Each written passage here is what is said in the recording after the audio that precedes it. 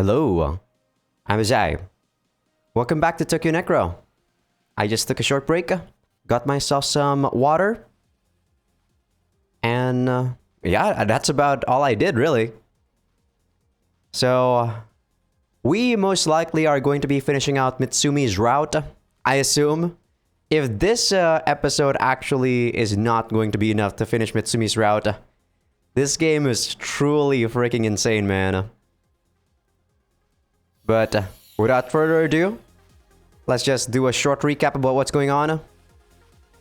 Mitsumi and Son had sex. Milgram decided to do another terrorist attack. Etika and Hokuyasu are going to be facing off against Milgram. And Son and Mitsumi probably too, so it's going to be 4v1. But Son and Mitsumi are probably going to be facing off against Pavlov first before anything else, I assume. But yeah.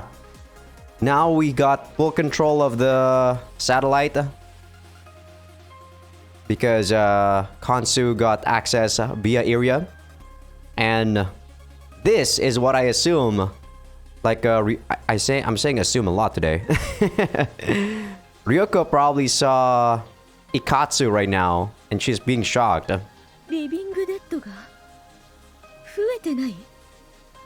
Wait, what? So it's not Ikatsu? God damn it. Curious, Ariel looks at the hologram.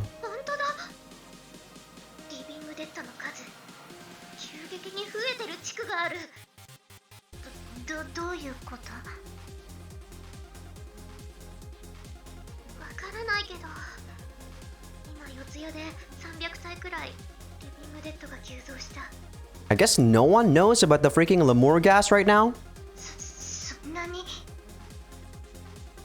The pace of their numerical growth is nothing short of unprecedented. Lo-fis may be easy to create, but even in their case, injecting Lemurs into each corp requires a certain amount of time.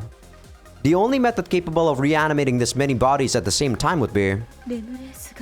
There we go. Even Ryoko herself is surprised by the phrase that suddenly bubbled to the forefront of her mind. How does Ryoko know about this?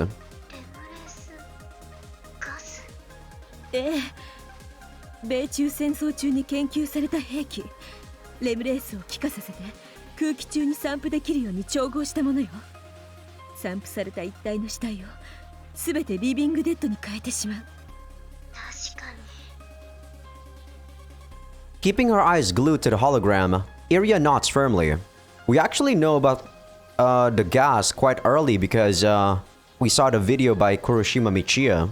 But in this one, this is pretty late.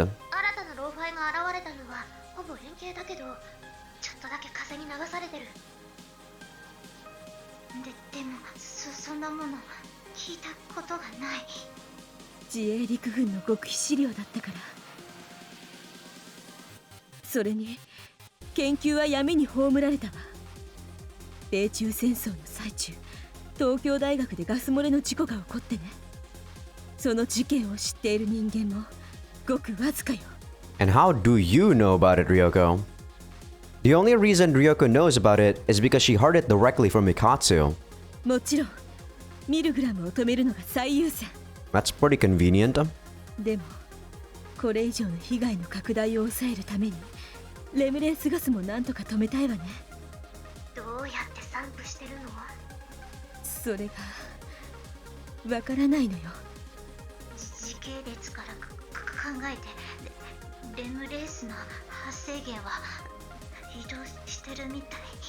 Is it really gonna be the Sagittarius again? Or Sagittarius, as what, you know, Etika said previously? In order to infect as many bodies as possible, they'd certainly need to keep moving. However, the city is currently in a state of disarray.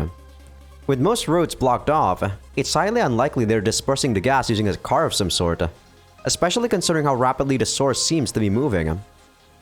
It would be more reasonable to assume they're using either a strider or even a pipe runner.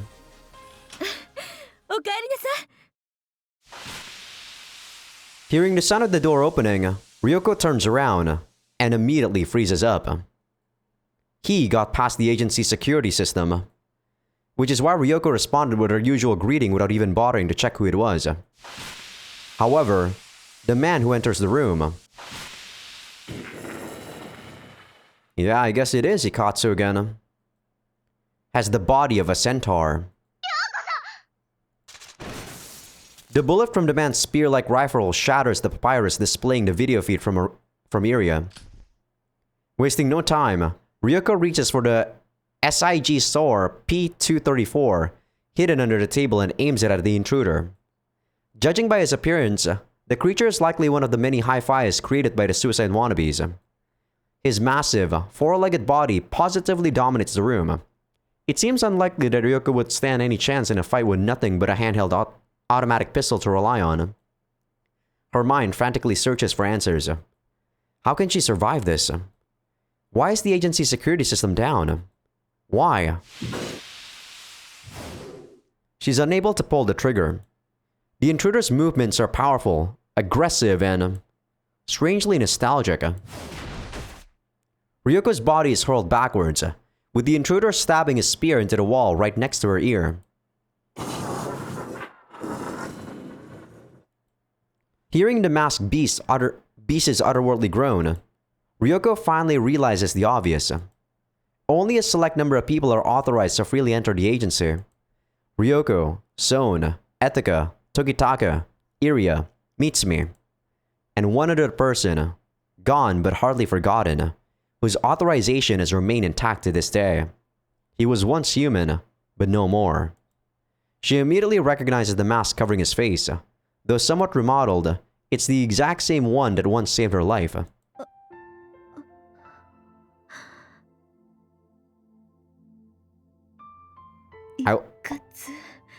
I was gonna say I was waiting for her to say it, but holy shit, Yoko!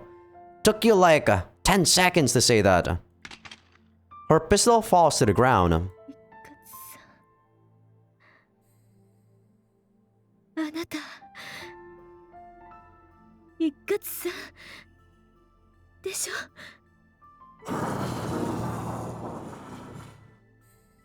She knows she's right. She has to be. The creature could very well decapitate her any second now, yet Ryoko's heart knows no fear. With trembling fingers, she timidly reaches for the intruder's mask.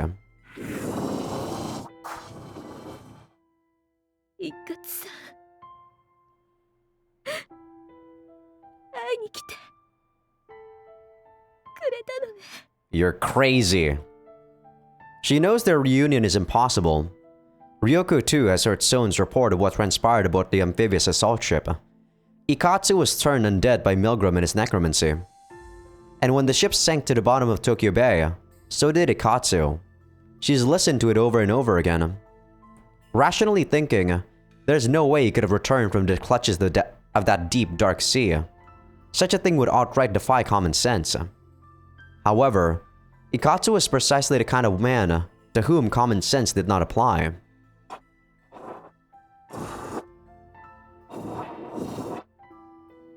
I'm so confused, man. They really hype up Ikatsu, or not hype up, they really make him into some sort of a god, right? But he has like really bad personality. Other than the fact that he's really godlike at, you know, martial arts. This guy doesn't seem like he's a decent human being. At least I think so.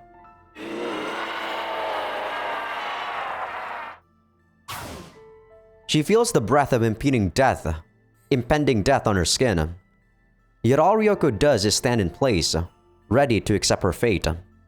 If her beloved husband wishes it, she would have no qualms about it. A powerful shockwave washes across the living room, rocking the nearby shelves and sending all of the photo frames tumbling to the ground. The intruder raises his spear aloft, yet before he can strike, his body falters to the side, almost like he's been struck by an invisible hammer.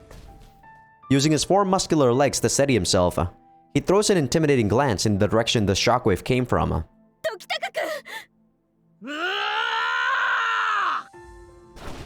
Standing by the stairway, Tokitaka fires off another shot from his Ogasawara TFD-20.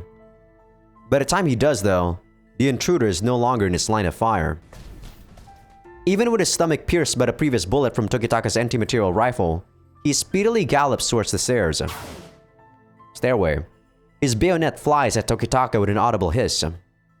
Tokitaka meets the attack by holding up his rifle like a naginata. Raw strength clashes against raw strength. The creature seems entirely unaffected by the deep bullet wound he suffered moments earlier. Yeah, you can kind of see that I am most likely like going faster on my, on my voice acting now once the action is going on. Like, fuck this game, man. His monstrous body bulges against the walls, threatening to make the entire staircase come crumbling down. Forced to remain exclusively on the defensive, Tokitaka is at a clear disadvantage. It seems impossible for him to overcome the opponent's overwhelming physical prowess. But he refuses to give in. He would sooner die than relent. The sight of their struggle brings back memories of old.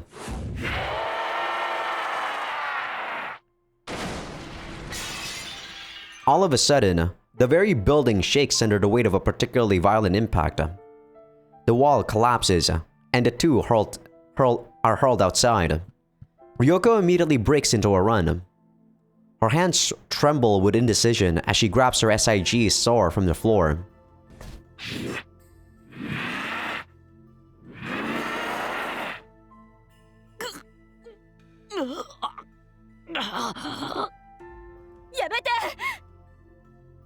Tokitaka crawls battered on the ground as the four-legged giant prepares to stab him in the chest with his rifle spear.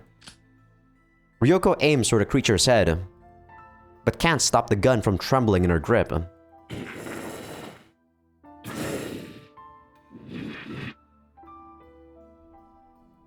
The intruder tilts his head to the side.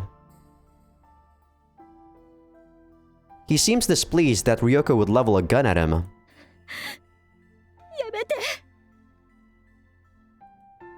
No living dead would be able to retain their memories or emotions after 2.5 years. Whatever scrap of humanity they might display, it's no more than a clever imitation created by a necromancer. This is common sense. Yet common sense could hold no sway over a man like Karasuzumi Ikatsu. Yeah, like, they really, like, make Ikatsu, like, the main protagonist or some shit. I don't understand why, too, like I said. Even in the face of death, Tokitaka begs for her to go. And in that moment, Ryoko's indecision melts away like spring snow. It had nothing to do with common sense, or any lack thereof.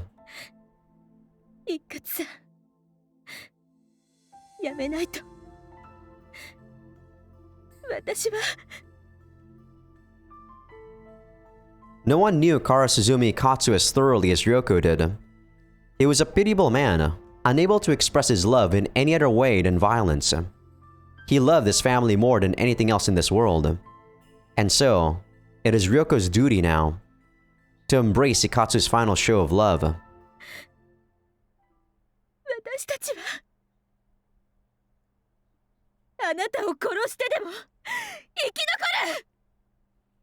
Ryoko pulls the trigger.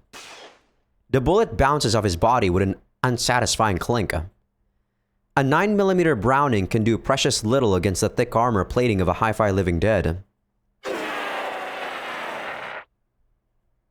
The alley comes alive with the creature's animalistic roar. Ryoko pulls the trigger again. Again and again and again. Ikatsu shrugs off the bullets like they're nothing. He slowly lifts his rifle spear and...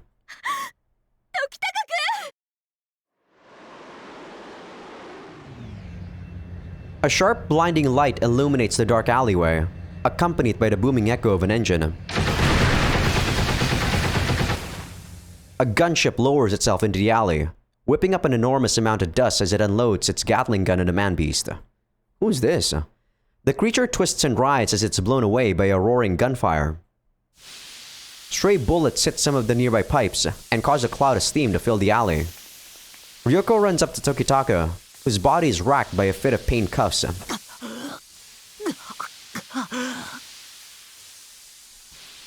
Cradling Tokitaka in her arms, Ryoko turns around when the gunship's searchlight zeroes in on them. SAD? Sitting in the pilot's seat of the AMV-89 Vulture, she sees Kibanohara Etika and her father.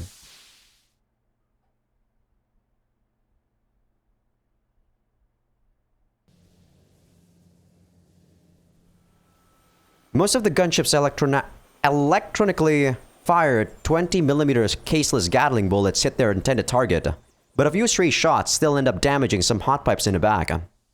The resulting cloud of steam cloaks the area in a thin layer of white smoke. The Centaur-like Hi-Fi had some of its armor blown off, but still managed to escape. I push the gunship's door open and run up to Ryoko. 追いかけて。でも一括さんなの。 Ryoko looks deep into my eyes as she says that. お願い。一括さんを楽にしてあげて。 I know how much Ikatsu meant to Ryoko. Even after he died, she never stopped loving him. Not once. It looks like she's finally made her peace with the past. The old man tilts the control column of the gunship. The tilt rotors sound a shrill buzz as the vulture begins to lift off. Despite the harsh airflow conditions, it effortlessly blows away all the accumulated steam. I give Ryoko, who's still cradling Tokitaka in her arms, a quick nod and make my way back into the cockpit. 追っかけられる。逃しはせん。 Down below, we see the Centaur making its way through the pipes. Using its four muscular legs to jump off hot pipes and leap across buildings, the creature moves across the city faster than any cyborg I've ever seen. 背中に背負ってるのは小型のガスプラントだ。ガスプラント？ああ、レムレースガスのな。 My ex-brain immediately bombards me with a whole plethora of information. According to Ryoko, this Lamor's gas is capable of turning the dead into ghouls. The victims of those ghouls will then turn undead themselves and attack even more people, until the number of living dead completely snowballs out of control. The man next to me has experienced the ensuing chaos firsthand. The laboratories planned this out carefully. Most of the vultures under the military police's control were rendered inoperable during their attacks earlier. The gunship we're using now is one of the few remaining ones still capable of flight. Ignoring the objections of his peers, the old man volunteered to pilot one himself. He's certainly living up to his reputation as the former commander of the CQAMA training unit. In spite of the severe updraft, he guides the gunship between buildings with expert precision. Having perhaps grown tired of the endless chase, the Centaur leaps up to the rooftop of a taller building. My old man heaves a heavy sigh and presses the missile launch button. A pair of intelligent ground-to-ground missiles shoot out of the gunship and go straight for the Centaur.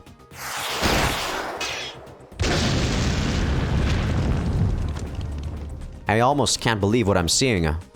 With two well-aimed swings from his rifle spear, the Centaur deflects the missiles, which, having lost their target, end up exploding in the air. Without even waiting for the explosion to fully settle, the Centaur charges straight at us. He is giving us no time to react.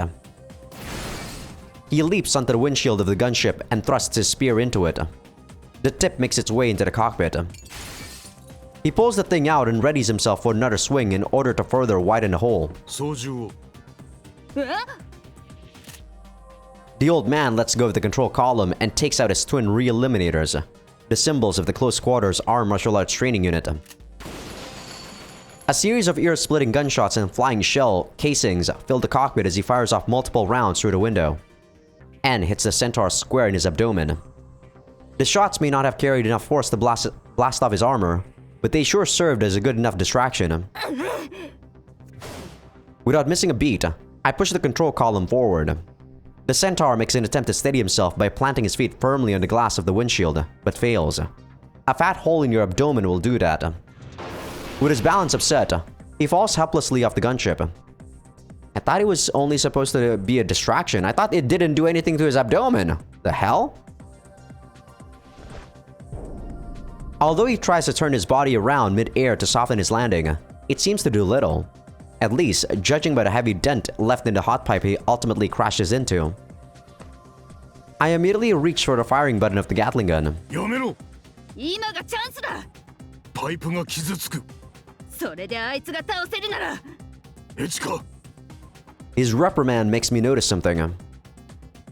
Right below the pipe, there are still people fleeing through the streets, including a family with a young child. Man, Hokuyasu is actually very sentimental in this one. Oh, I see. I was ready to sacrifice them without so much as a second thought. And I don't feel so much as a sliver of guilt for having considered something like that. I slide my hand into my pocket to check if that's still there. My one ticket out once I completely stop being the person I used to be. Might be about time to put it to use. 親父、なんだ私もう限界かも。バカを言うな追うぞ He cuts me off and pushes down in the control column.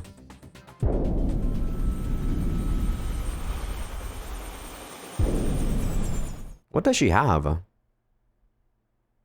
I'm guessing it's for suicide, but what is it?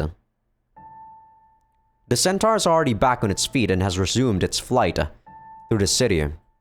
Shielded by the hot pipes behind him, he gives us scarce few opportunities to fire our Gatling gun. The intelligent missiles could automatically correct their trajectories to compensate, if we had any left, that is. We chase after the centaur from a set distance while looking for a chance to stop him. But even as we do that, the canister attached to his back continues to leak remorse gas into the city. I watch in silence as the chaos ravaging Tokyo unfolds below us. It's like a scene out of hell.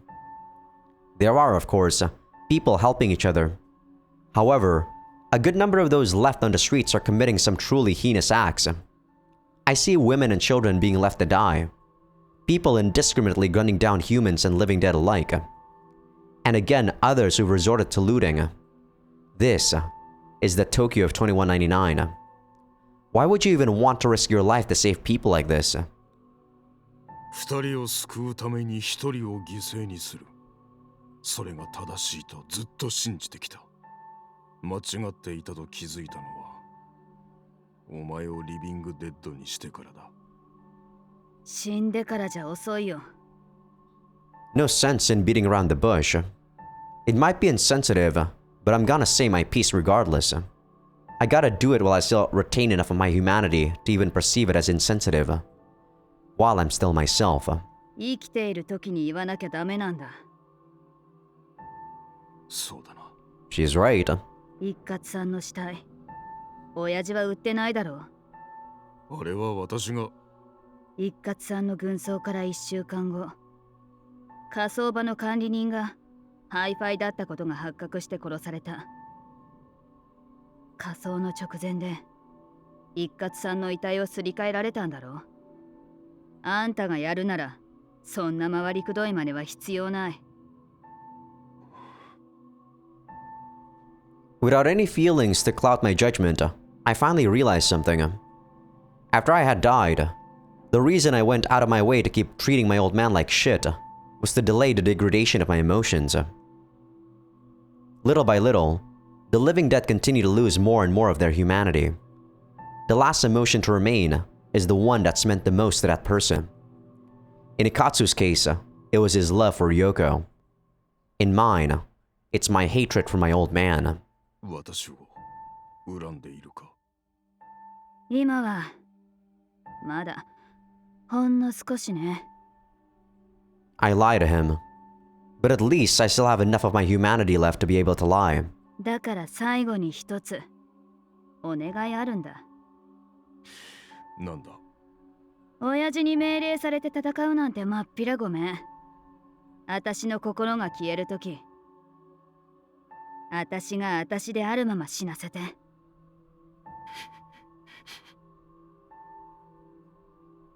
Illuminated by the fires raging below in the city, I see his cheeks glisten for a brief moment. 分かった The centaur continues galloping at a steady, unwavering pace until it finally reaches the Ueno Botanical Garden and climbs atop its glass dome. Releasing the Lemur's gas in densely populated areas like Ueno, the eastern wards of Tokyo would be nothing short of catastrophic. Lucky for us, the hot pipes responsible for providing heat to the Botanical Garden run below the ground. On cue, the Vulture's Gatling gun unleashes a generous volley of caseless, electronically fired 20mm rounds. A hail of bullets comes raining down from above as the gunship's muzzle flash lights up the night. Now we're cooking. The centaur attempts to evade the Gatling fire, but a sudden convulsion in his hind legs prevent him from doing so. The glass breaks, and his massive body plummets into the botanical garden below. My X-brain picks up on the exact moment the gas plant on the centaur's back bursts open. We attempt to give chase in our vulture, but the glass window's self-repair function has already begun mending its upper layer. Even if we did manage to slip through, navigating the gunship inside the dome would prove difficult. Even assuming we've successfully destroyed the gas plant, this is still Ikatsu we're dealing with here. We can't rest easy until we confirm his death with our own eyes. We land the vulture and step into the darkness of the nighttime botanical garden. I guess Etika and Hokuyasu are going to be dealing with Ikatsu, and we're going to be dealing with Milgram. We were right to go on foot. It allows us far more freedom of movement. Damaged hot pipes continue to spray steam into the city, with dysfunctional public taxis blocking the roads at several points. All around us, the living flee from the dead, while those less fortunate lie cold and motionless on the ground. In their confused frenzy, some of the people even end up attacking their fellow survivors, while others take advantage of the chaos to loot and pillage. Far up in the distance, I hear the fading echo of a gunship's engine. Shibuya, our base of operations, now lies in shambles, having suffered a tremendous amount of casualties, far more than the rest of the city.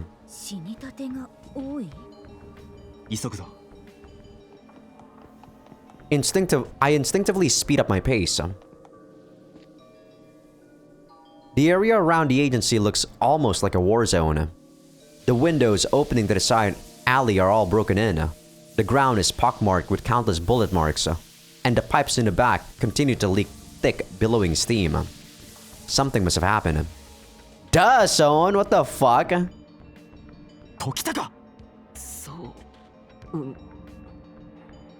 The first thing I see upon stepping into the ruined living room is an injured Tokitaka lying on a half-destroyed sofa. Ryoko sits next to him with a first aid kit in her lap.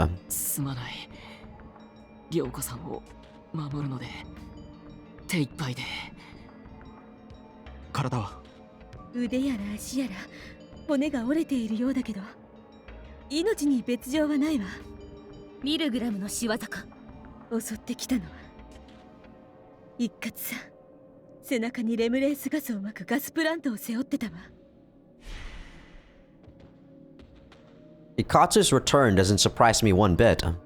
He may have sunk into the bottom of Tokyo Bay, but I've never known him to be a man who died that easily.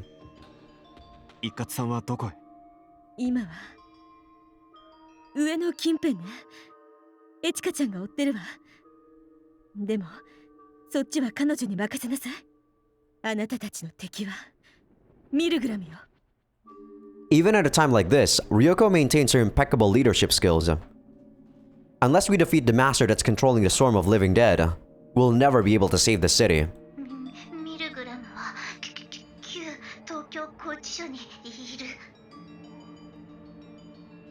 Ryoko's Conry brings up a group call with Konsu and Iria.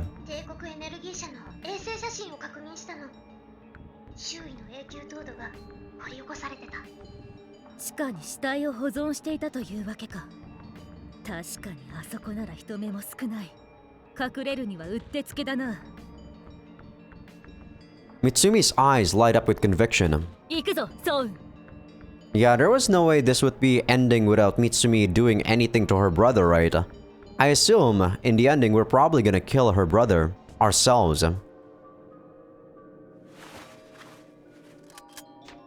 I quickly changed into my combat gear and grabbed my weapons from the second floor, including my X-Brain, which has been freshly repaired by Konsu.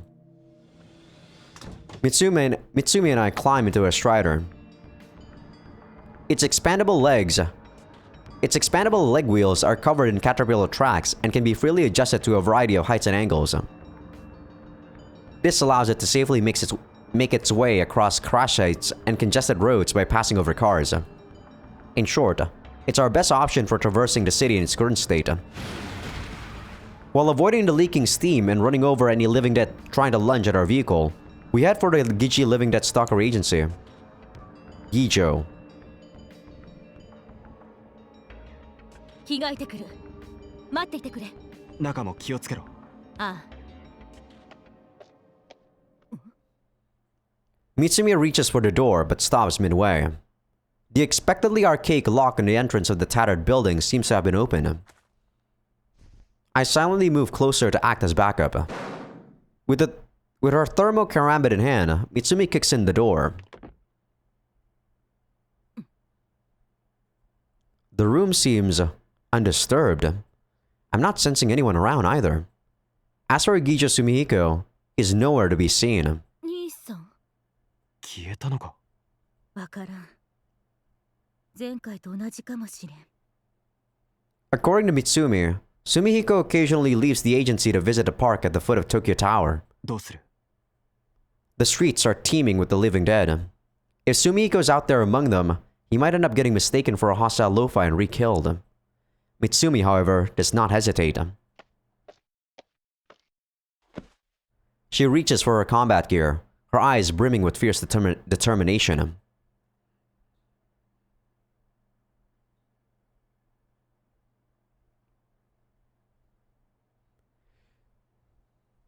The layout of the botanical garden is saved on my Conry, and besides, I know this place like the back of my hand. It doesn't take long to pinpoint the exact location where Ikatsu fell through the roof. やったか。いや、 It's the portable gas plant. After being caught up in the Vulture's relentless Gatling fire, the specific unit responsible for producing the Lemur gas was destroyed. However, the scattered remains of the gas plant are the only things we find. Ikatsu himself is nowhere to be seen. My old man messes with the hologram of his Conry for a bit, before clicking his tongue in frustration. 植物園のコントロールがやられた。 There should be hot pipes all around the building, which means it's being monitored by pipe runners. If Ikatsu tries to slip away, we'll know about it firsthand. So his only real option is to hold himself up in this jungle. As I try to contact Kiri via Conry, 悪いな。 my old man interrupts my multi-flick. He dons his X-Brain. Before me stands Kibanohara Hokuyasu, commander of the Close Quarters Armed Martial Arts Training Unit, and father to the X-Brain. これは私の後始末だ。そっか。 Why would she call Kiri anyway? I guess to see if she's alive. With the gas plant gone, the spread of destruction across the city should slow down. Especially with Ikatsu hiding in here. There's no need to take unnecessary risks. But there's more to the human condition, or whatever you want to call it, than just being purely rational at all times. Even a walking corpse like me can tell that much, if only barely. 手伝いくらいさせろよな。わかった。 Following a nod, he silently makes his way into the dark of the forest. He was relegated to desk work in the years following the war, but that doesn't mean he neglected to train himself. My old man swiftly melts into the night with movements you'd expect from a veteran soldier. I don't just stand around myself. I strike out in the opposite direction. Steep cliffs, trees covered in ivy, muddy, bottomless swamps. I carefully survey the area, making sure to check every potential hiding place Ikatsu could use to ambush us. Having an X-Brain capable of analyzing even non-visible light sure comes in handy at times like this. Plus, I've got the home advantage here.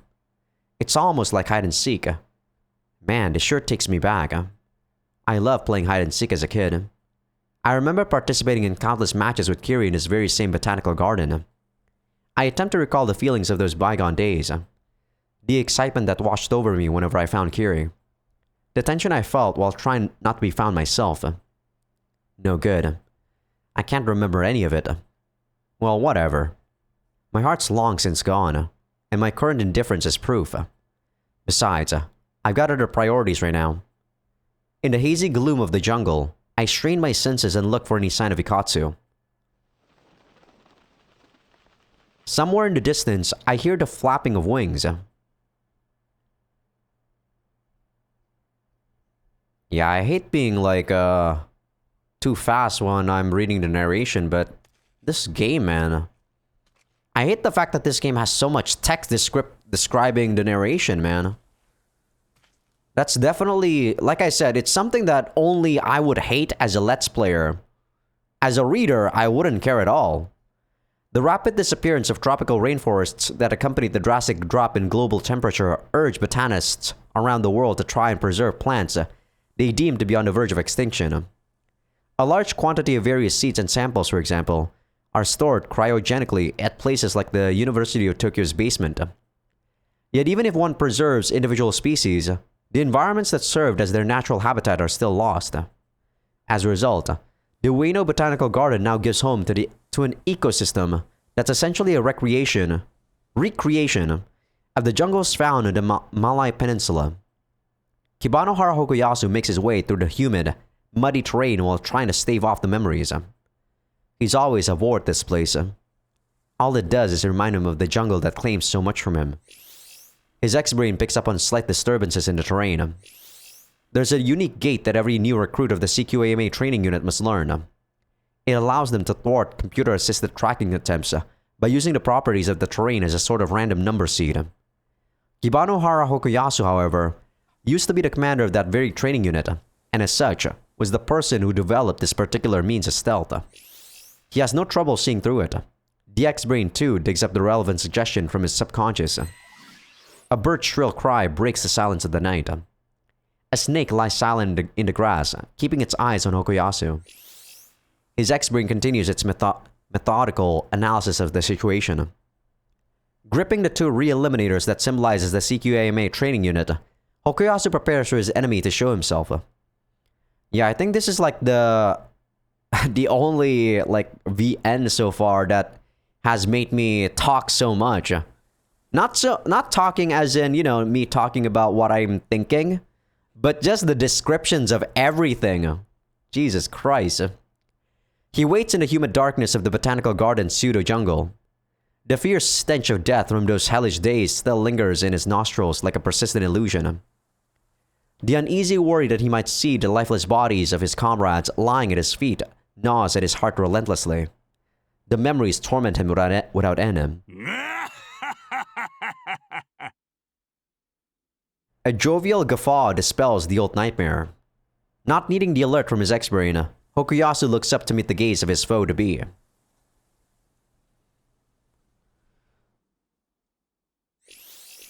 Kibanohara Hokuyasu. Having rid himself of his portable gas plant, Kara Suzumi Ikatsu towers before his former comrade. His body is covered in stains of dusky red blood. どうやら俺様はお前を殺せと命じられているらしい。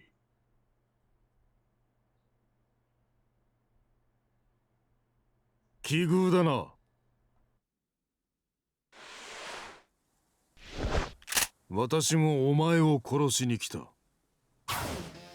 Ikatsu springs into action like a flash of lightning. Hokuyasu receives his first true combat suggestion in what feels like an eternity. Following its instructions, he aims his re-eliminators at Ikatsu's tremendous body as it leaps through the night air and pulls their triggers.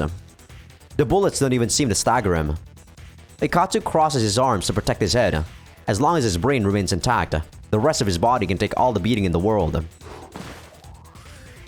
Aw, they didn't even make him, like, you know, a new sprite with, like, 4 legs.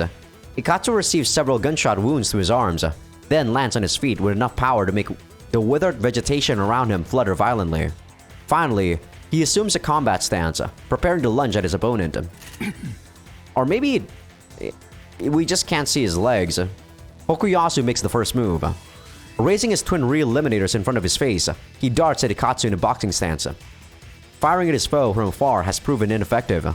The sole viable strategy, then, is to destroy Ikatsu's brain from point-blank range. This is his only chance at victory. Despite the uneasy footing of the jungle, Hokuyasu closed the distance between himself and Ikatsu with swift, graceful footwork, reaching punching distance in the mere blink of an eye. His refined technique amplifies the speed of his real eliminators, already acting as an extension to his fists. He lunges forward, aiming for Ikatsu's vitals. Textbook close quarters armed martial arts, the pinnacle of anti-living dead warfare. It is Kibanohara Hokuyasu's legacy made manifest, forged in the sweat and blood of a man who dedicated his entire life to the CQAMA training unit. Kara Suzumi Katsu, however, is more bolder than man. Hokuyasu's attack may have been perfect in theory, but theories are meaningless if they cannot be applied in practice. His spiked handguns are blocked by Katsu's muscular arms. 奥安、よく聞け。本物の拳ってのはな、これだ。Ikatsu's fist crashes into Hokuyasu's body. これだ。Hokuyasu struggles to tighten his arms, attempting to guard his face, but 俺なんだよ。 it ultimately makes little difference. Ikatsu's monster of a fist drills into Hokuyasu's body and sends him flying backwards through the air. The chime of his X-Brain's alert is the only thing still tethering him to consciousness. Hokuyasu curses himself for nearly succumbing to the pain. もう一丁。 The raw impact of Ikatsu's blow threatens to rip his body asunder. It's a small miracle his intestines haven't been blown out through his back. Hokuyasu struggles to breathe, but he continues to diligently follow his X-Brain's instructions to stand up and maintain his defense. とどめだ。 Hokuyasu can almost hear his abdominal muscles howl out in pain. After being thrashed and thrown around like a sock puppet, his body finally comes to a stop when it hits a nearby tree. As the lush greenery of the makeshift jungle fills his vision, Hokuyasu's mind fades into the oblivion of the past.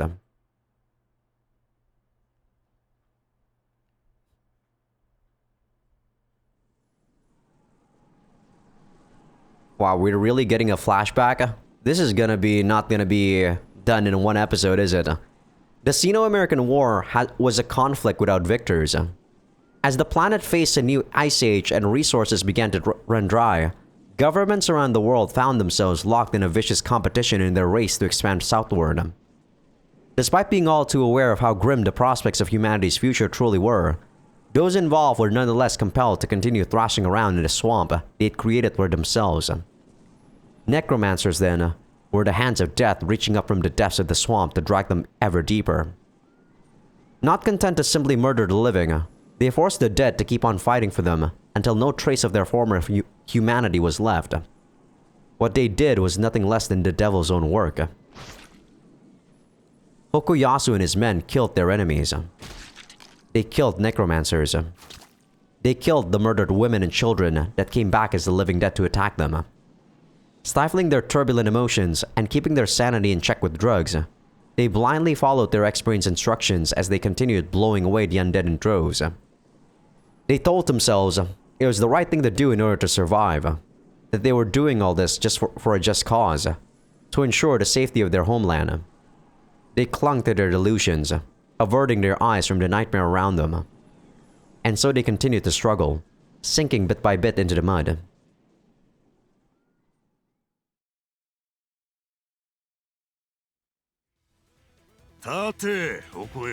Okay, I thought that was gonna be a flashback arc. お前はこんなものじゃないだろう。当然だ。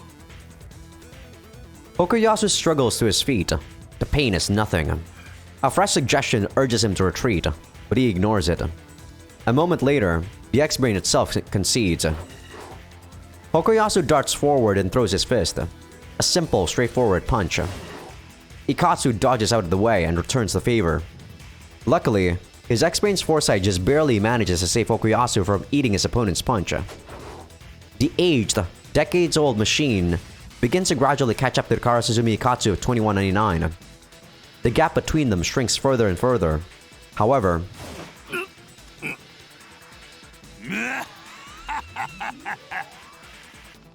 it's still not enough.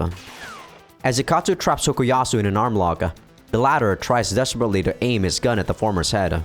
He pulls the trigger, but the bullets only end up scraping the back of his hulking adversary. The otherworldly pain causes Hokuyasu's body to sweat profusely. Ikatsu is now in a position where he could easily shatter the other man's arm and render him unfit for battle. Yet he does no such thing. Ever since his days at the CQAMA training unit, Ikatsu has always possessed a liking for tormenting his enemies. His return to Tokyo has only amplified that disposition. Voices protesting the war grew louder as temperatures continued to plummet, and natural resources dried up. The end of the conflict seemed all but inevitable, and that's when the mere pandemic hit. The deadly and highly contagious virus, born from a mutation of one of the US Army's bioweapons, brought the decades-long struggle to its natural conclusion. Yet while the war may have ended, Hokuyasu and his men had to live on. The lack of resources led to considerable budgetary reductions, while the advancing Ice Age lessened the need for military organizations. The result was the severe downsizing of the self-defense army. Even the close quarters armed Damn it! Sorry, my left hand was clicking again. Even the close quarters armed martial arts training unit, set to be the government's trump card against the living dead, was dissolved, with the majority of its former members left without any other job prospects. Many of them dropped off the grid, much like the necromancers that ended up putting their skills to use in the criminal underworld following the war.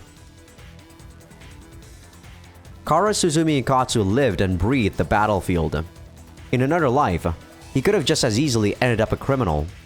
In a sense, he too is a victim here. Ikatsu loosens his arm lock and delivers a powerful kick to Hokuyasu, sending him face down onto the ground. His consciousness begins to fade, lulled into a daze by the rustle of the trees. Wraiths from his past call out to him, urging Hokuyasu to join them. As their pale hands reach out to drag him down into the darkness, he feels half ready to succumb. And yet, a dull, lingering ache stirs in him still. Hokuyasu crawls on the ground, his mouth filled with the bitter taste of the earth, yet the flame in his eyes has yet to be extinguished. Hokuyasu staggers to his feet, armed with his X-Brain and twin real eliminators, his very own legacy.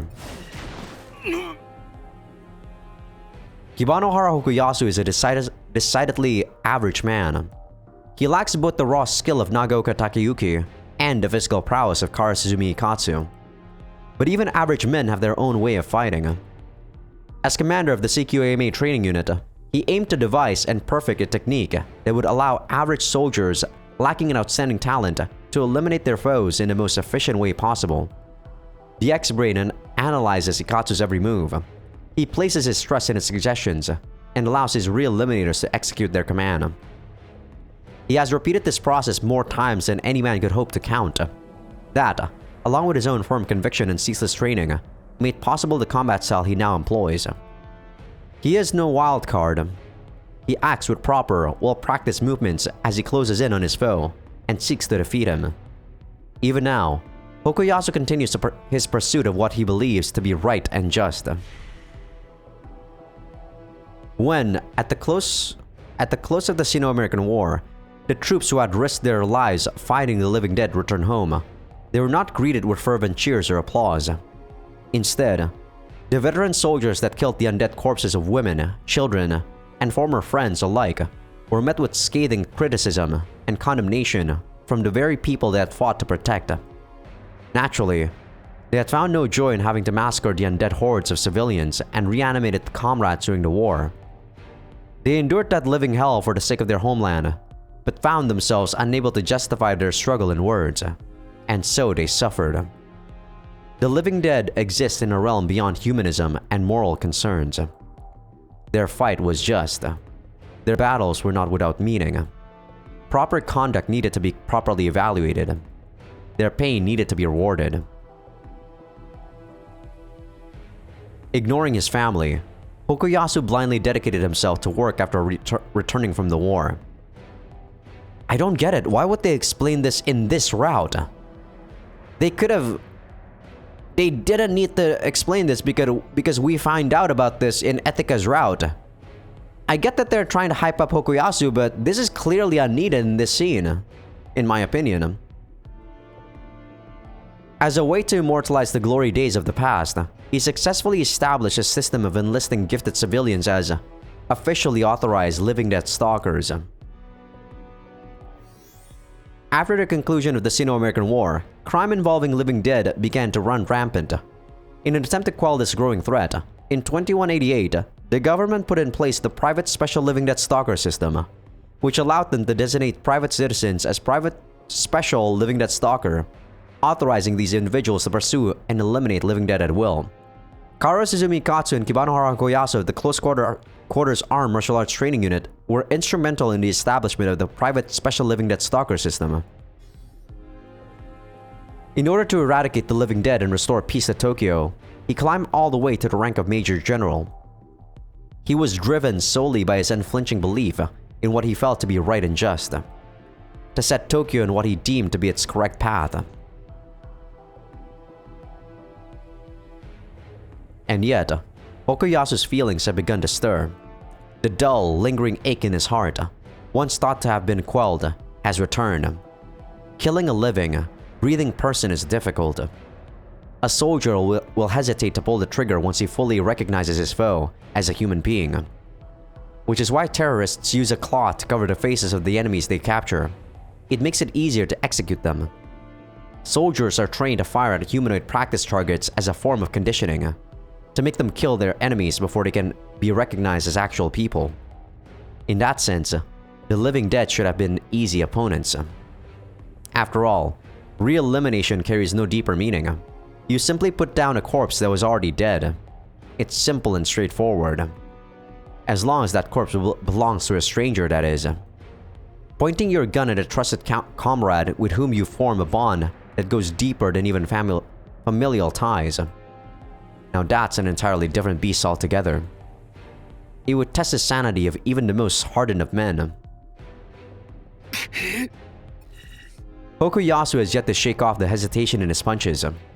Every time he throws his fist, the guilt he feels for his former comrade is like a dull knife to his heart. But it's that very ache that drives the human in him forward. It becomes the force that puts him back on his feet every single time he's beaten down. His X-brain expands the potential of his subconscious, greatly amplifying the effectiveness of his technique. To analyze the opponent and immediately draw up a counter strategy, the core principle behind close quarters armed martial arts, and what makes the X-brain what it is. He is a living, breathing man, and as such, still experiences the fatigue and pain that must feel alien to the undead.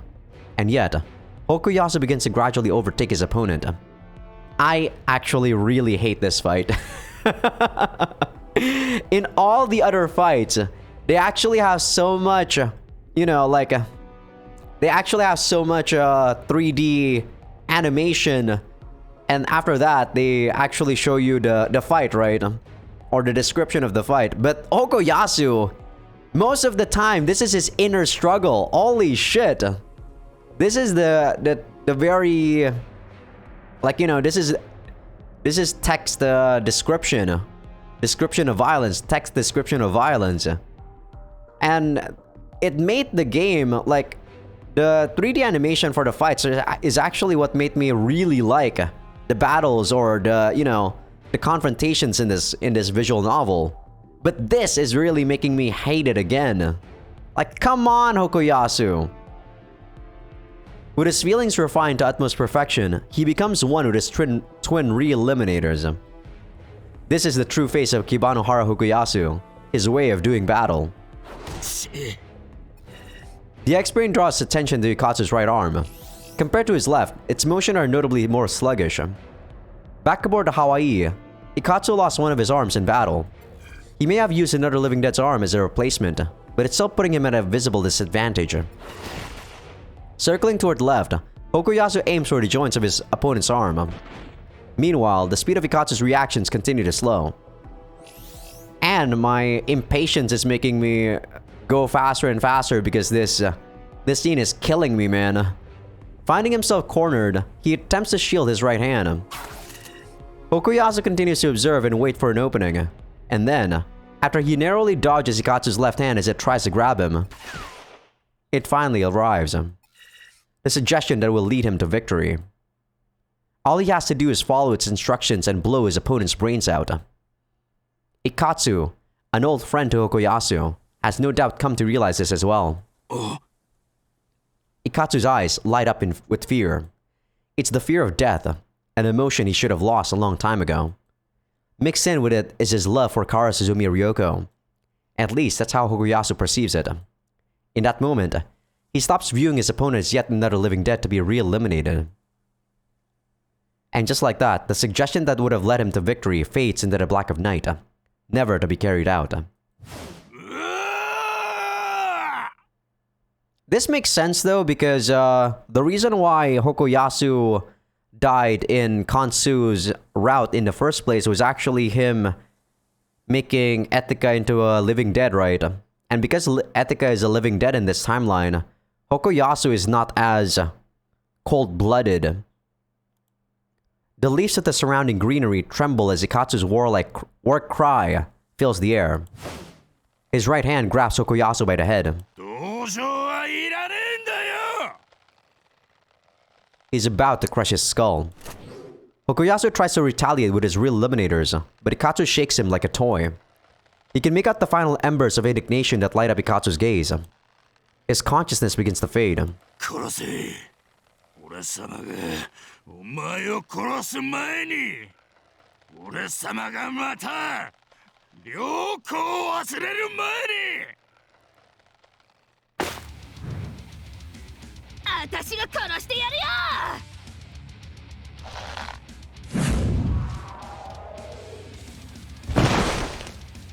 Sensing the arrival of a new foe, Ikatsu hurls Hokuyasu's body to the side. As Hokuyasu collapses to the ground, he can just barely make out the blurred silhouette of the person who came to his aid. Before his mind fades to black, he sees Kibanohara Etika dash into battle. Took you long enough, Etika. I had to endure like at least 15 minutes of Hokuyasu's freaking monologue. The further one gets from Tokyo, the scarcer the hot pipes become.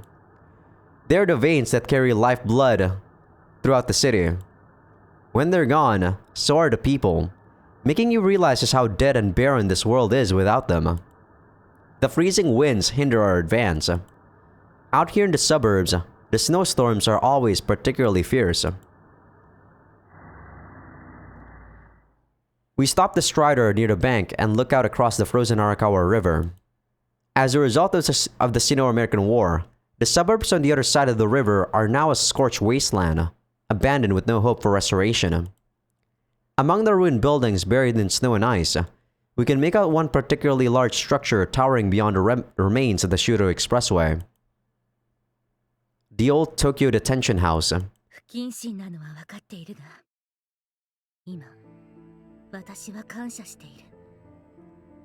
This is random? Why?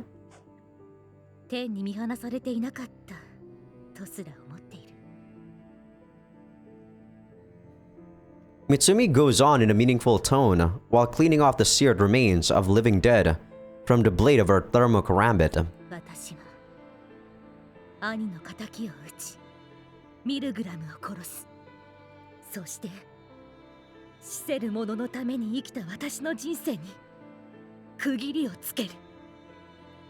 Even I can more or less tell what she's trying to say. もうミルグラムとの戦いは終わる。その時、君はどうしたいんだ？すべてを捨てたい。すべてを？すべてを。As Mitsumi repeats the word, a tinge of doubt seeps into her tone. だが、私にそれができるのだろうか。To free herself from Milgram, and indeed, Gijo Sumihiko as well, will she truly find the strength to carry through with such a thing? Her gaze longs for an answer, so I give her my true, honest feelings. Oh, sorry about that. 今まで心変わりをしたところは見たことがない。本当にその一歩が踏み出せるのかわからない。かもしれんな。I clasp Mitsumi's hand before she can fully avert her gaze. けれども君は踏み出したら止まらない。脇目も振らずに自分の道を信じたまま歩き続けるだろう。どこまでも突き進むだろう。僕はそんな君が好きだ。This is so weird, man. I feel like this is not supposed to happen. Why is it Mitsumi? This feels so unnatural. I gaze deep into her eyes. 君が一歩を踏み出したなら、僕は必ずその隣にいる。絶対に同じ道を歩く。そううん。Mitsumi inhales a deep breath. 共に歩もう。Mitsumi smiles, and I can feel my heart light up with joy. My freshly repaired X-Brain displays an alert. On the opposite side of the river, I can make out a large, squirming silhouette in the snowy haze. No, not a silhouette. It's a mass of living dead. Having no doubt arrived after sensing our presence, the shambling army includes several hi-fis as well, including heavily armed ones. Our Strider may be sturdy, maybe a sturdy, reliable vehicle, but that doesn't make the idea of speeding across the open fields of the frozen Arakawa River any less risky. 回り込むか。いや、 My X-Brain has yet to provide any viable solutions either. There's simply too many for us to take on at once. With every second we waste hesitating, the ghouls on the other side march closer and closer. The only reason they haven't started firing yet is because they likely want to get close enough to make sure they actually hit us. Or perhaps, because they know we've come too far to turn back. So what now? I hear Captain Nagisa's voice from my Conry. More than just her voice, actually. A grey chameleon speeds toward the bank of the Arakawa. Two of them, in fact. 渚隊、軍警察も。避ける戦力は多くないけどね。Why are you here, Kiri? You're not a combatant. Major Aso speaks up as well. I see the grey chameleon's lamps light up as each of the two women speak. I'm assuming they're aboard separate vehicles. And then, someone else joins the call. 事情は説明してあるわ。 Ryoko's reassuring voice fills my ears. 彼女たちにとっても、この混乱を収めるには、ミルグラムを倒すのが最善だっていうこと。Despite having just been attacked by Ikatsu, she's already back to providing support. Once again, proving unquestionably that she's the one and only leader of the Kara Suzumi Living Dead Stalker Agency. 一つだけ言わせてくれ。 Suppressing her building battle lust, Mitsumi addresses Ryoko in a resolute tone. 助立ちは心より感謝する。 Yes, yes, I know. Let you get the final blow. ミルグラムを倒すのはこの議長三つだからな。もちろん。阿蘇少佐もそれでいいですね。ええ、リビングデッドストーカーに任せるのが一番確実ですから。仕留め損ねんなよ。頼むぞ。 Everyone in the conversation is intimately familiar with Mitsumi's unique disposition. They know better than to try and stop her. さて。 Ryoko's voice makes us all shift our attention to the actual problem at hand. The living dead has spread out across a wide area on the Arakawa River and are on their way to surround us. それじゃあ時間もないことだし。行くわよ。 I feel like Kazuma, right? Kazuma and Kiri are not really good reinforcements, truth be told. Our Strider's engine roars to life alongside Ryoko's final exclamation. 捕まってろ。 Having perhaps grown tired of waiting, the living dead launch a volley of grenades at us, forcing me to switch to manual steering. A frozen, snow-laden battlefield is replete with unpredictable factors. I can't just blindly entrust our lives to a machine.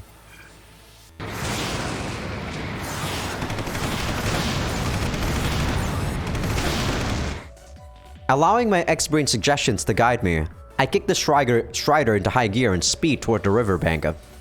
The Strider's 30mm quad-mount cannon automatically intercepts the incoming missiles. An ear-piercing explosion rings out, accompanied by a large number of ice splinters getting jettisoned into the air. Holy shit, what's that word?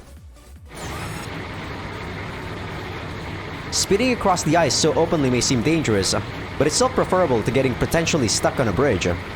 Striders are known first and foremost for their excellent mobility. Stopping in place would only lead to our deaths. My X-Brain urges me to keep pressing onward. Carrying RPGs, a number of expendable ghouls make their way down the opposite bank with several heavy-armed living dead in tow. Major Aso and Captain Nagisa charge forward in their Grey Chameleons, hoping to act as decoys. 援護するわ。あなたたちは先に。ほら、吹っ飛べ。 Captain Nagisa's Grey Chameleon fires a canister shot into a group of lo-fis, making them explode into a cloud of gore and dusky red blood. Silently thanking them for their support, I continue speeding down the icy river.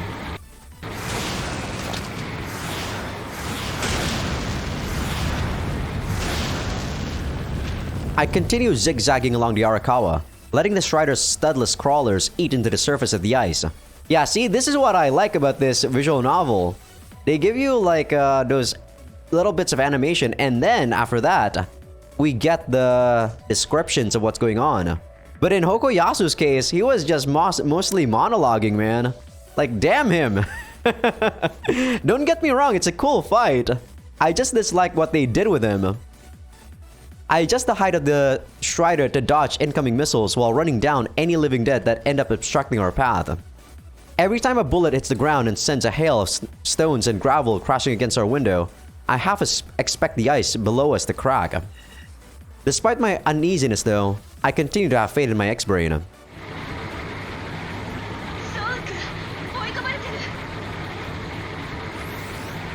Ryoko offers a quick analysis of the battlefield.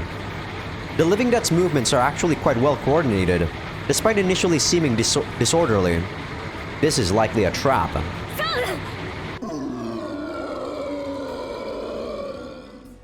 Guided toward danger like a cornered fish, I end up driving straight into an area with a heavily armed living dead just waiting to launch its anti-tank missiles at us. I put my faith in what my X-Brain suggests next.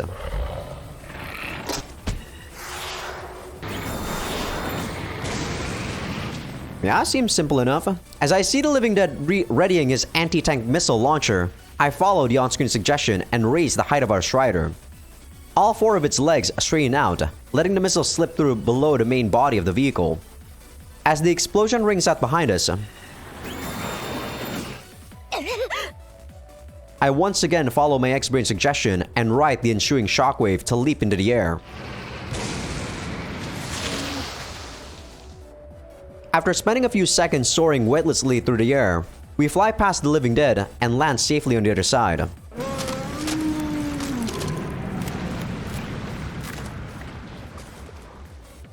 A moment later, the ice floor finally gives out and cracks from the power of the impact. Starting with the heavily armed creature that attacked us, all the living dead atop the ice sink into the water one by one. The Grey Chameleons that assisted us during the battle managed to escape to the other side of the cracked ice. After receiving Major Aso's transmission, I immediately step on the accelerator pedal. We still have some ways to go, not to mention the hordes of the living dead that will stand between us and the detention house once we ascend the riverbank. Should we stop for so much as a moment, they'll lay down concentrated fire on us. Our Strider continues speeding along as bullets bounce off its armor. The ghouls we run over leave dusky red skid marks in the snow. I check the map to confirm our destination.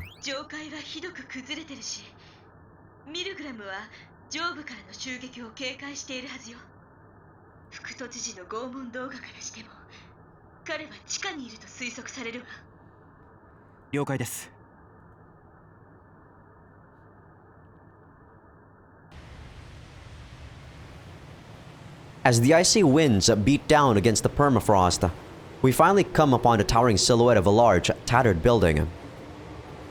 It's the old Tokyo detention house, a place that's seen more hangings than one can count. It feels almost too fitting to be used as the headquarters of the suicide wannabes. Fallen to ruin during the Sino-American War, the aged structure is now a relic from the past, fated to rot beneath the ice and snow. Its surroundings, however, have been dug up. As permafrost can be just as sturdy as concrete, it can't have been an easy task. And it would have no doubt been difficult to force actual, living humans to perform the work. The living dead, however, are ever loyal to their masters. Their never-tiring bodies would have been ideal for digging up corpses from the permafrost, which Milgram then reanimated as lowly ghouls. The traces left by their grisly work are right before our eyes. そう、あれは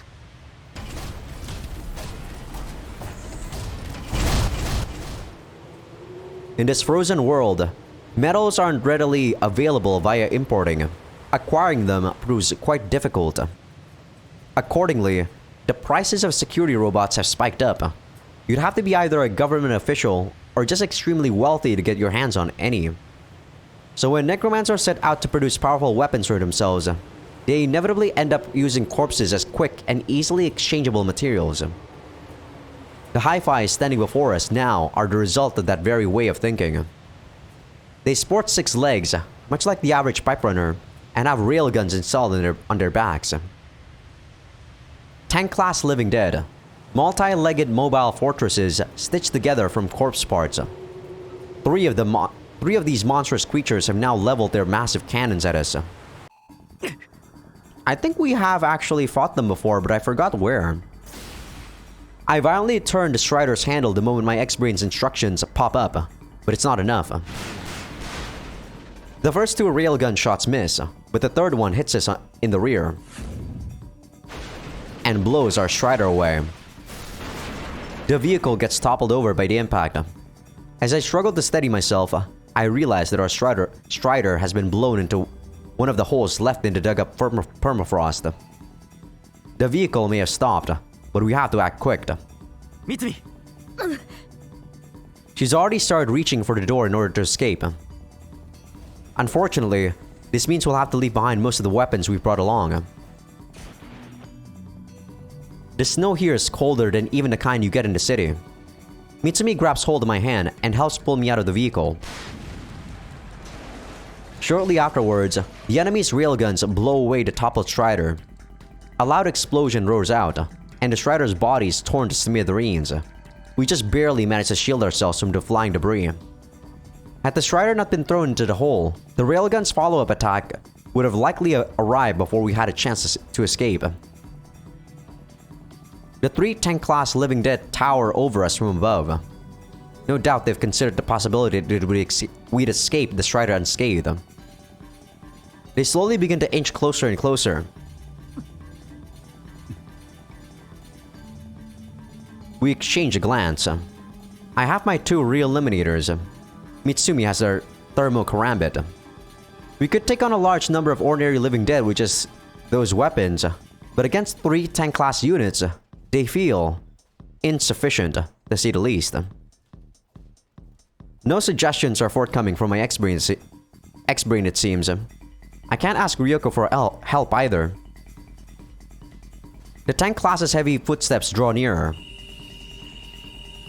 From the electric chirp of their charge-up railguns, I can tell they aim to blow us away immediately without allowing us even a split second to react. Mitsumi and I exchange a nod.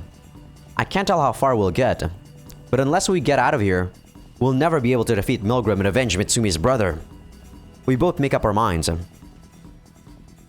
Mitsumi begins to count down with her free hand. 3, 2, 1. We charge out. I head to the left. Mitsumi takes the right.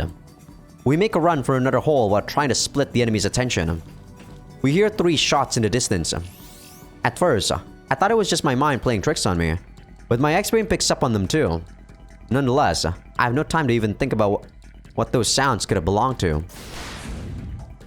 The railguns light up. A suggestion pops up as I'm knocked off my feet. The shot misses me, but the resulting shockwave blows me away. My body slides across the cold, hard permafrost. Despite the pain in my legs, my X-Brain displays no alert and instead urges me to keep on moving. I instinctively dart forward, but the 6-legged tank-class living dead is faster. It moves its legs with uncanny agility, then turns its 30mm mounted cannon in my direction. I won't be able to dodge this. Just as I'm about to resign myself to a swift death, I notice something odd about the upper part of the tank class's head. It seems to be wet. Its giant body inclines to the side, making the muzzle of its cannon shift away from me. Not one to let a golden opportunity go to waste, I rush forward and thrust my real limiters at the creature's head. My X-Brain, however, displays no suggestion for me to pull the trigger, so instead, I quietly watch as the beast gradually withers away. I wasn't about to needlessly waste any bullets. The tank-class Living Dead's body crumples under the snow as its organic parts melt into a gooey, dusky red paste. Is SAD backing us up now? It's been roughly 15 seconds since I heard those 3 mysterious shots ring out in the midst of battle. Turning around, I notice that the other tank-class creatures that Mitsumi has been fighting has also begun to sink into a pool of its own dark, liquefied flesh. そう、これは。スカベンジャー。死肉食いのバクテリアさ。Hearing the faint sound of a rotor, I look up into the sky. The terrorist attacks that hit the city rendered most of the military police's gunships useless. However, the gunship I see beyond the snow and haze sports a different type of coloring. My Conry buzzes, and I accept the call before even checking who it is. Tokitaka? Pain seeps into Tokitaka's voice. Understandable, given his earlier injuries. The fact he came all the way out here and even managed to fire off 3 successful shots in these conditions only proves how reliable of an ally he is. イリアが繋いでくれたのか。I can almost picture Iria puffing up with pride on the other end of the line. 直々にお出ましか。東京リバースプロジェクトを支えるのは東京の安定だ。Yamanuma answers in a matter-of-fact tone. リビングデッドの相当はサットが引き受ける。ミルグラムを頼んだぞ。わかった。あとは頼む。任せといて。I sound a brief chuckle at the fact that it was Iria who ended up responding, not Yamanuma. Mitsumi too seems to momentarily forget that we're on a battlefield and makes a gentle smile. We hear gunshots ring out around us. Ghouls are closing in around us. Now that our encounter with the tank classes is over, there's no time to waste. We need to keep moving. Mitsumi and I hastily make our way into the old Tokyo detention house, entrusting the cleanup to the Empire Energy Corps' gunship.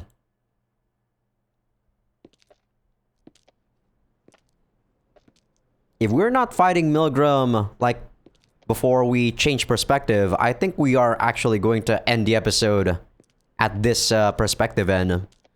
Because, yeah, man, this game is so long. I expected Mitsumi's ending to not be that long, but it's actually pretty damn long. The interior of the detention house is in utter shambles. Etika's route is actually not that long, by the way. After getting bombarded during the Sino-American War, the place was abandoned and left to wither and rot. Then again, though, the reason why it's not long is because I already did the common route for Etika's route, right? Because they share a common route with Konsu's route. The ceiling has already begun to crumble away, allowing fresh snow to be blown into the building. Hanging from the exposed steel beams are rows of enormous icicles. I briefly worried what might happen if we found large numbers of living dead locked up in the holding cells, but my fears seem to have been largely groundless. Mitsumi and I make our way down the freezing hallway, with only the echoes of our footsteps to break the silence. According to the information provided by my X-Brain, the passage leading down into the basement should be somewhere in the administrative area located in the center of the complex. It won't be long before we finally reach Milgram.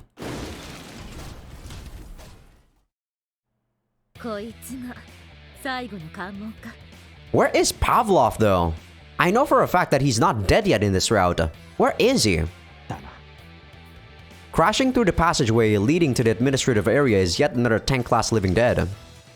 It's got a 40mm grenade launcher and a 30mm autocannon installed on its back. They may lack in destructive power when compared to a railgun, but tank-class Living Dead sport thick layers of armor plating as well. With the weapons we currently have at our disposal, we'll need to be particularly inventive if we hope to topple the creature. Having said that, we'll never reach the administrative area unless we get past this thing. Owing to the building's former function as a penal facility, its structure is practically devoid of blind spots. The holding cell areas are also locked, meaning there's nowhere for us to flee or hide. I could activate my MPP, but my X-Brain provides a different suggestion. どうする？実践的に行くしかなかろう。 Mitsumi's thermal karambit heats up. Looks like we had the same idea.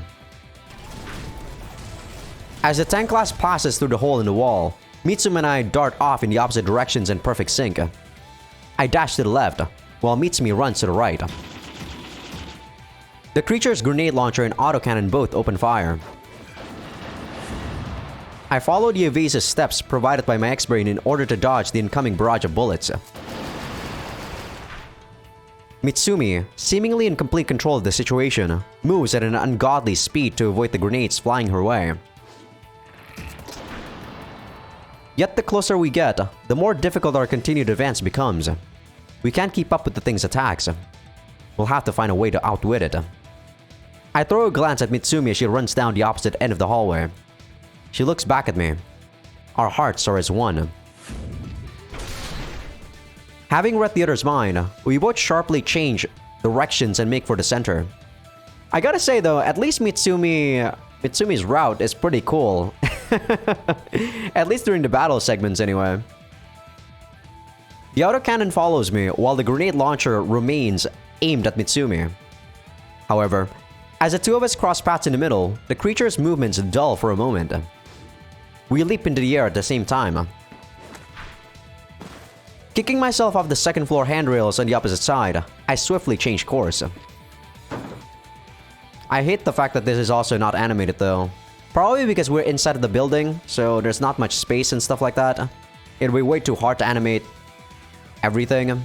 And besides, animating two people, right?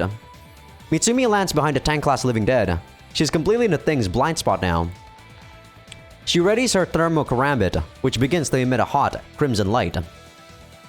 With our meager firepower, we won't defeat a tank class Living Dead by conventional means.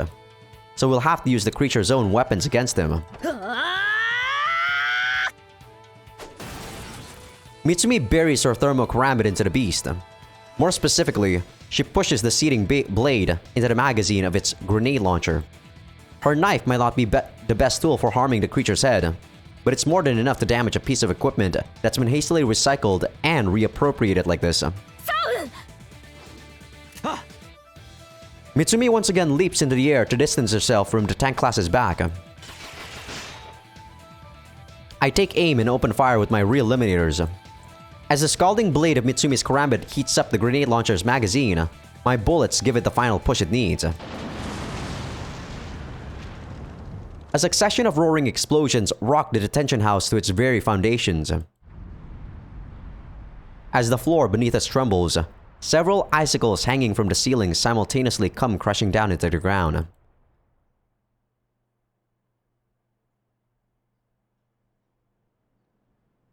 The explosion that shook the hall dies down, leaving only a heavy silence in its wake. After a short while, visibility returns. The tank class Living Dead lies motionless on the ground, back torn asunder. A closer look reveals that the explosion sent a piece of splinter straight through its brain. It's down for good. Re-elimination successful. Mitsumi and I exchange glances. やったな。 We're both filled with an indescribable rush. We moved in perfect coordination, despite not having planned any of it out in advance. We became one in mind and body alike. I began to doubt if I could ever experience this level of sheer unison with anyone else, Ethica included. It's plain to see how satisfied Mitsumi also is. We end up both smiling at each other. Before long though, my X-Brain sounds an alert, forcing me to look up at the ceiling. ようやく来たか。 Through a hole in the ruined ceiling, we can make out the silhouette of a pipe runner. MF-399, the one Sue allows our agency to use. 待たせたね。 Weapons? The pipe runner, which addresses us in Kansu's voice using a mounted speaker, latches onto the pipes lining the wall and crawls down to ground level. Oh, so Sue is actually also not actually controlling manually the pipe runner during Etika's route. I thought she was. わざわざすまない。仕上げは完璧。 Ah, so Shimaru. The pipe runner hands over the weapon Mitsumi had Konsu reforge.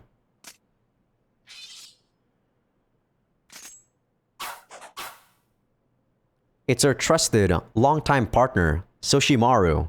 As Mitsumi takes the sword, its vibroblade lights up in crimson. 素晴らしい。 With not a single dent to tarnish its ultra-high purity steel, the blade reflects Mitsumi's satisfying smile perfectly. It's all come together now. She's finally ready for what lies ahead. If there's a problem to be found with anyone, it's me. My ex-brain briefly malfunctioned in that earlier battle against Milgram. Ryoko, Konsu, and even Iria helped analyze it, but we couldn't figure out exactly why it happened, and we still don't know. I'd be lying if I said I'm not afraid to face him again. However, there's a future waiting for me. For us. 行こう、三海。あ、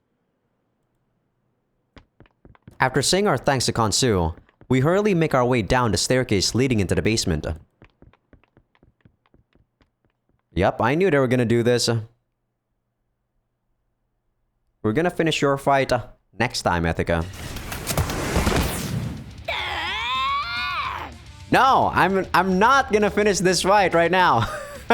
This game is not gonna bait me. I'm done for today. I'll start up early tomorrow, okay? You're not gonna bait me. This game likes to do this, man. I can't handle it. Alright. Hope you guys enjoyed the episode. Give this video a like if you guys like it. Sub if you guys haven't. Patreon will be getting these episodes early access. So if you guys want that, do feel free to pledge to the Patreon. But yeah. There's no H scene as usual. The H scenes in this game is like I keep saying, if you guys want H scene for this game, you're not gonna get any. But yeah, I'll have to finish this off tomorrow though. This route. And probably start the next route. Hopefully it's not too narrative heavy. Because my voice, man, doing these like consecutively definitely puts a strain on my voice. But yeah, as I said, I'm done for now. For today, in fact. And I'll see you in the next episode.